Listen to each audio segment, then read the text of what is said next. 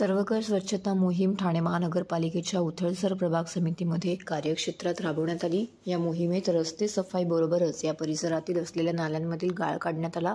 नालेसफाई फक्त पावसाळ्यापूर्वी न करता आतापासूनच नियमित नाल्यातील गाळ काढल्यास पावसाळ्या अगोदर बहुतांश नालेसफाई होईल, असा विश्वास आयुक्त अभिजित बांगर यांनी यावेळी व्यक्त केला। सर्वकष स्वच्छता मोहिमेत सफाई कर्मचाऱ्यांसमवेत आयुक्त अभिजित बांगर यांनी माजी नगरसेवक नारायण पवार, माजी नगरसेविका दीपा गावण, अतिरिक्त आयुक्त संदीप माळवी, अतिरिक्त आयुक्त 2 प्रशांत रोडे, सर्व उपआयुक्त, सहाय्यक आयुक्त, महापालिका कर्मचारी यावेळी उपस्थित होते। उथळसर प्रभाग समिती अंतर्गत केलेल्या पाचपाकडी येथील ठाणे महानगरपालिका भवन येथून स्वच्छता मोहिमेस प्रारंभ झाला। सर्वप्रथम रस्ते झाडून स्वच्छ करणे, त्यानंतर दुभाजक, फुटपाथ हे स्क्रबरच्या साहाय्याने घासून पाण्याने रस्ते स्वच्छ करण्यात आले।